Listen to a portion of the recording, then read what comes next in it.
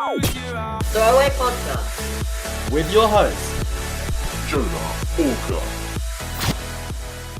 We're here today to talk about how we're becoming a throwaway society. Joining us is our Student Union VP of Welfare and Community, Emma Blackburn. Can you please just give a short sort of introduction about who you are and what you do in your position at the SU? So I'm the Vice President of Welfare and Community, which means I'm elected by students for students. So I represent students on any matters that are to do with welfare, so safety and security, finances, health. And I represent students on community issues such as the environment, inclusivity, diversity across campus and housing as well. One of your big objectives was to have 40% of students believe that the SU are actively working to reduce the negative impact on the environment. Just sort of what's the general summary of how this is going? So it's going quite well, and we've made a lot of progress this year in comparison to last year. So last May we declared a climate emergency, and we declared it just before the university did, and they did it in response to us. That was quite cool. And then from there on we were like, we need to make a real change. So we set up something called climate ambassadors within the SU, where we've got staff members from all departments that come together to try and reduce their negative impact on the environment. We then, within the engine shed, we decided we'd remove single-use plastic, excluding VK bottles, and we set up a new cup system, which actually went down really well and was really positively received by students.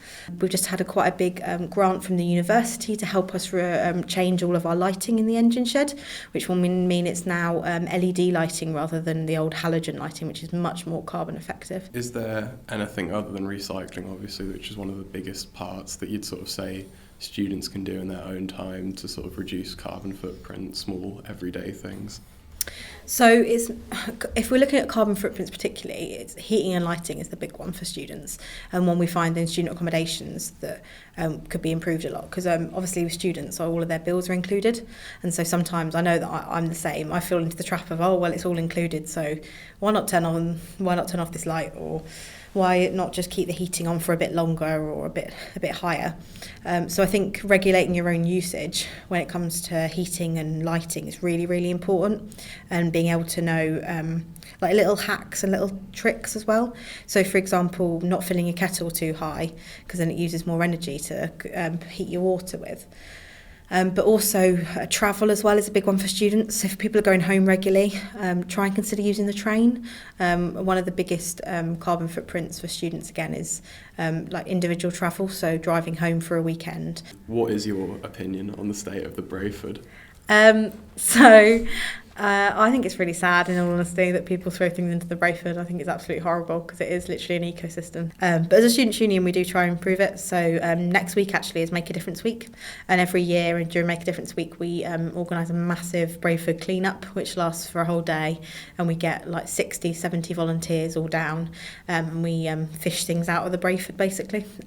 So that we see that it's a major issue, particularly for Lincoln, and so we're trying to do something about it, because it is really horrible, and we would never agree with people throwing in things in there or destroying it, because it is a lovely natural resource.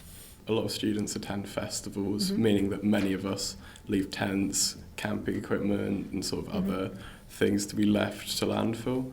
What do you think that organisers should do to combat this?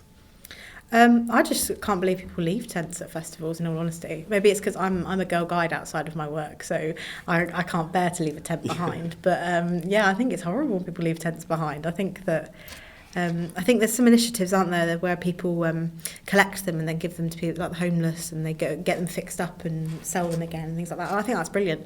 I think a lot of the time we say about recycling, but actually just reducing our consumption is much better than recycling. So just not buying it in the first place, or not leaving it in the first place, I guess.